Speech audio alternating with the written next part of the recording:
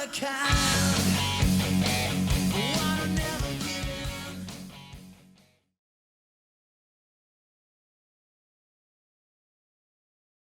Well, the original kind of idea was there weren't enough tournaments being offered in Washington State, and having a select program myself, I felt like I needed to offer something. My background, I got a degree in sports management from WSU, and I've been involved with team sports across lots of different sports for a long time, and it was real natural for me to run an event, to do all the formatting, all the bracketing and everything is something I learned a long time ago and thought it'd be really good for the lacrosse community. The reason we chose Spokane was it was a location where lacrosse was just starting. There was really only like community lacrosse, and a couple old-time lacrosse players, friends of mine, helped me get it going, and it just made a lot of sense to help build that program and draw teams in that were from neighboring states. It was closer for them, so we decided to go for it over there. We draw people from our teams from Canada, Idaho, we've gotten Montana, Oregon, Washington, of course.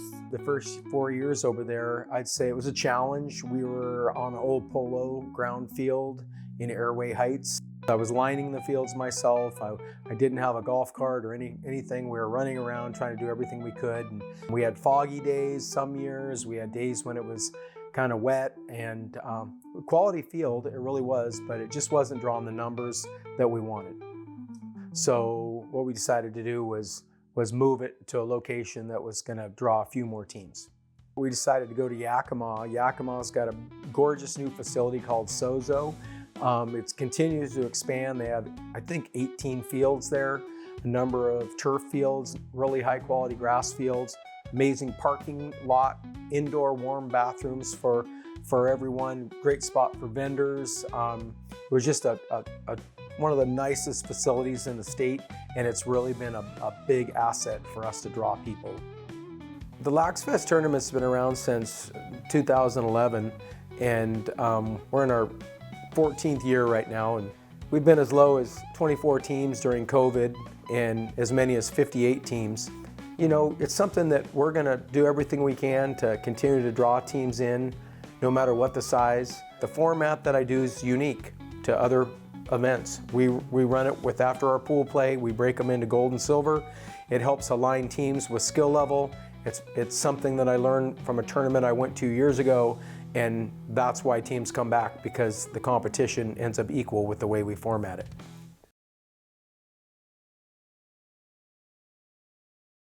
I was coaching a young man, and he got a concussion in a practice. He was an attackman, dodged, kind of jumped to shoot over the defender. The defender kind of punched him in the chest with a stick, and he tripped over backwards and hit his head. And that was the beginning of the Cozzi family finding out about Camron having DIPG.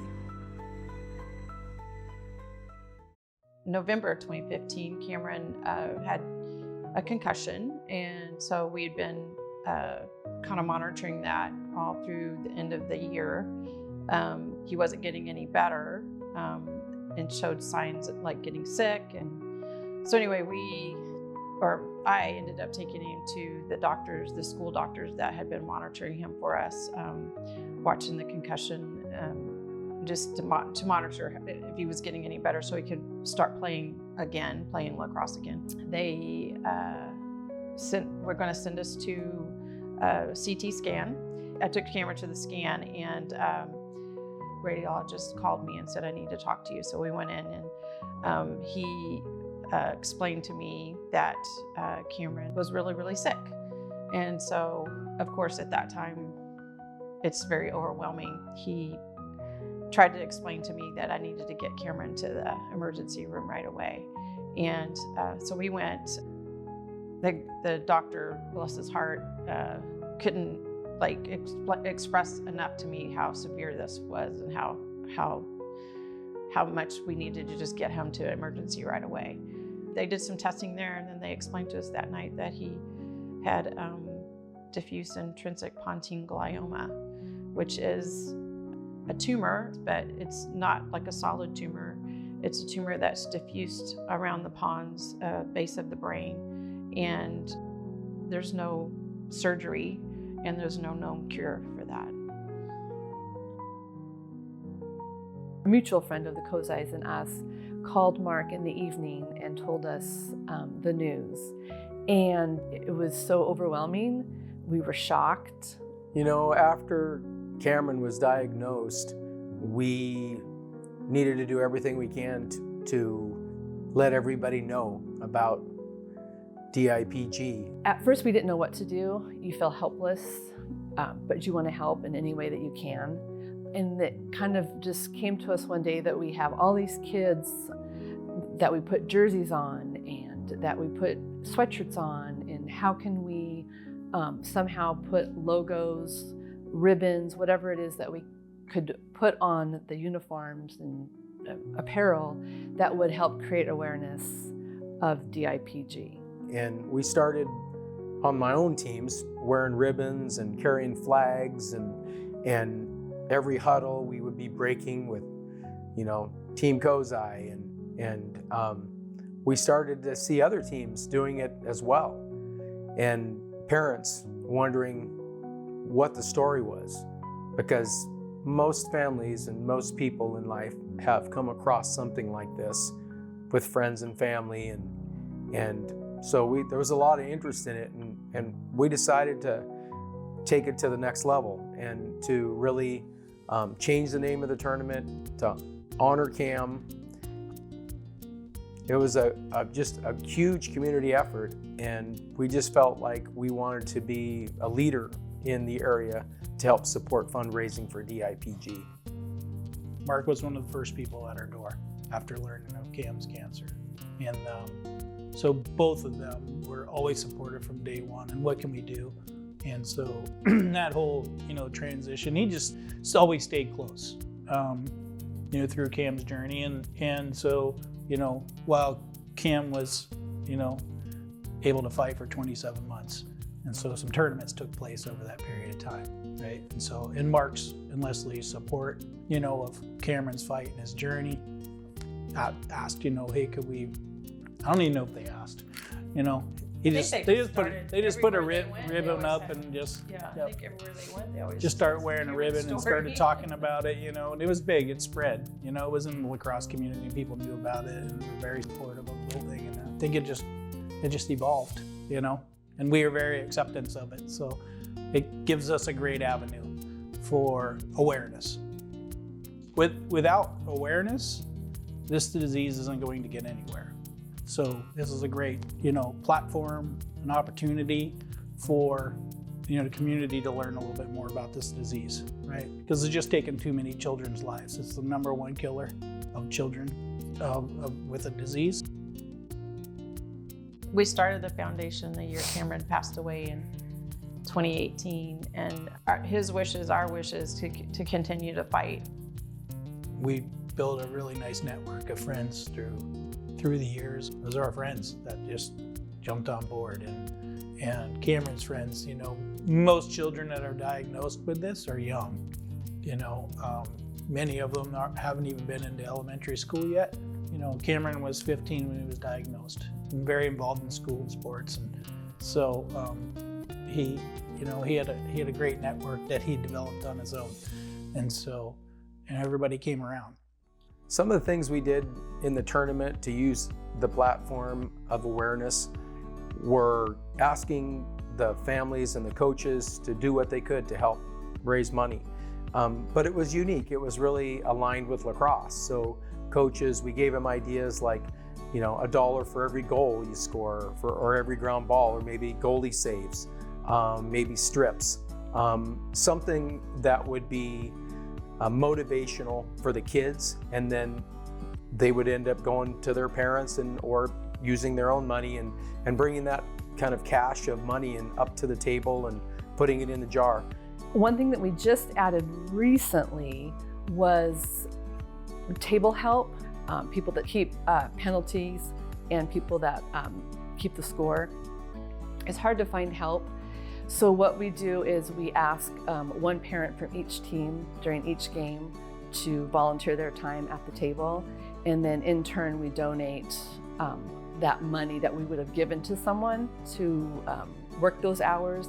We turn around and give that money and donate it to the Team Cozzi Foundation. We usually have our booth there, our Team Cozzi. We have a big booth that says Team Cozzi, and we bring information about Camron. We have flyers about DIPG that we usually have to hand out. And this year we're gonna have like more like t-shirt merchandise to bring. Like last year we were pretty much there about just more like information, and we have like donation jars there. People want to donate. We're there to talk. The kids come over. A lot of them know our story. You know, there's a few teams that play with Camrons or have been on their uniform that are going to be there. So that's, you know, it's pretty awesome, and just to be there and support them and show that, you know, we're hearing them. So it's pretty cool.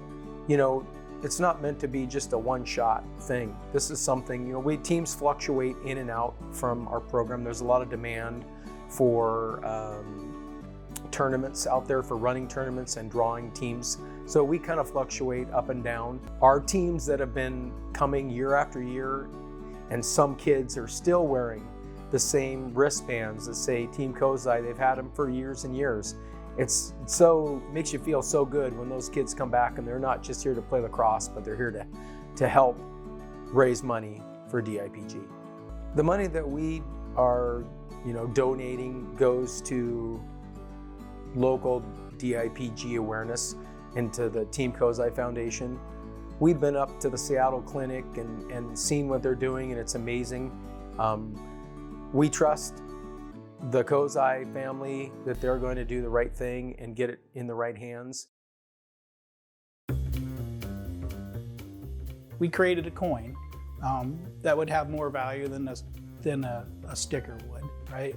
And then also would, you know, allow us the opportunity to kind of talk about DIPG.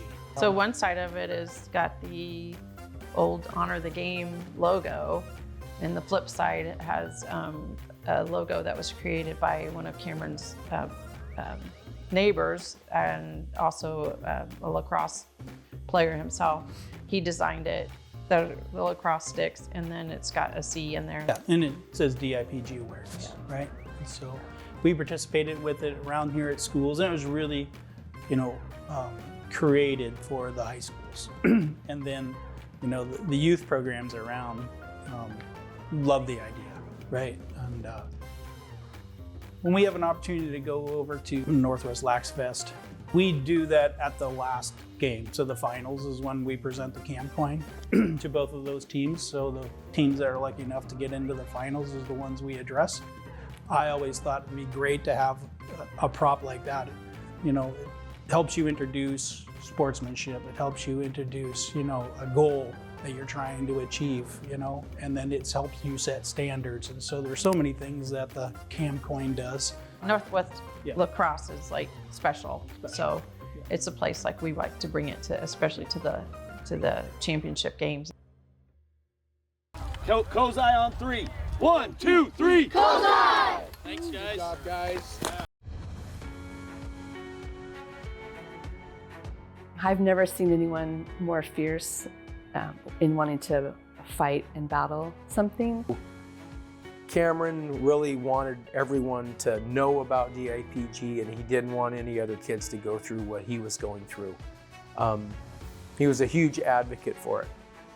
And our involvement with Northwest Lax Fest, just I hope Mark and Leslie are successful for years. You kind of keep things going, right? The only way that we will ever defeat the disease is by bringing awareness to it, generating revenue and funds for research, and it's only going to happen if we're doing these type of scenarios. So Mark and Leslie provide this great opportunity for us to be there and be in front of other families that we can teach, you know, learn a little bit more and bring some awareness, and hopefully out of it, you know, in the process we come up with a cure.